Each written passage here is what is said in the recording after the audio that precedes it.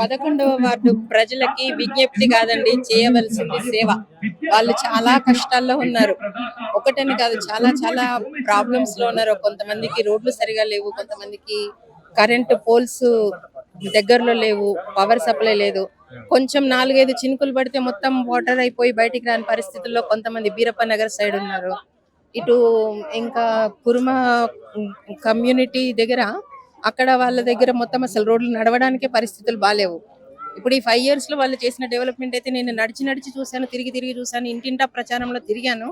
ఎవరు చెప్పినా ఇవే బాధలు చెప్తున్నారు. ఇంకా చిన్న చిన్నవంటే ఇప్పుడు ఈ డబుల్ బెడ్రూమ్ గానీ, ఒకటే చెప్తున్నానండి. గత 5 సంవత్సరాలుగా వాళ్ళకే అవకాశం ఇచ్చిండ్రు. ఇప్పుడు ఒకసారి కొత్తగా డాక్టర్ గారు సేవ చేస్తా అని, ఇప్పుడు 30 సంవత్సరాల నుంచి రాజకీయాల్లో ఉంటూ కూడా పదవి అనేది జనరల్కి ఇప్పుడే సీట్ వచ్చింది కాబట్టి అది మేము వినియోగించుకుంటాము. ఎన్ని కష్టాలు ఎదురైనా కూడా వాళ్ళకి సాయం చేయడంలో మాత్రం ముందుంటాము. నన్ను కూడా ఏమనుకుంటున్నారంటే, మేడం ఇన్ని రోజులు ఇక్కడ లేదు, ఇప్పుడు వచ్చి మాట్లాడుతుంది అనే ఫీలింగ్ లో కొంతమందిని క్రియేట్ చేస్తున్నారు వాళ్ళు అటు సైడ్.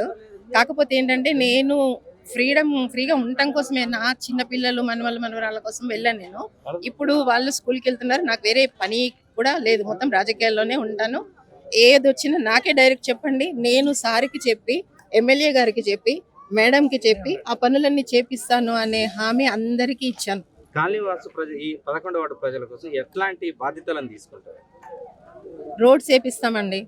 రిక్వైర్మెంట్ వాళ్ళు ఏమేమి అడిగినారో ఫోన్ నెంబర్లతో సహా నోట్ చేసుకున్నాం. వాటన్నిటిని సెపరేట్ చేసి కూడా మొత్తం నోట్ చేయమని నేను ఒక బుక్ వేరే ఇచ్చాను.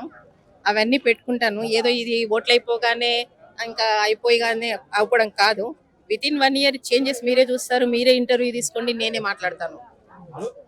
మీ పైన ప్రధానంగా అటు నుంచి ఒక ఆరోపణ వస్తుంది, డాక్టర్ గారు మీరు ఉండరు, డాక్టర్ గారు ఫస్ట్ ఫ్లోర్ లో ఉంటారు అనేది ఒక మౌత్ టాక్ జరుగుతోంది. వాళ్ళకి ఏం సమాధానం చెప్తారు? దుష్ప్రచారం.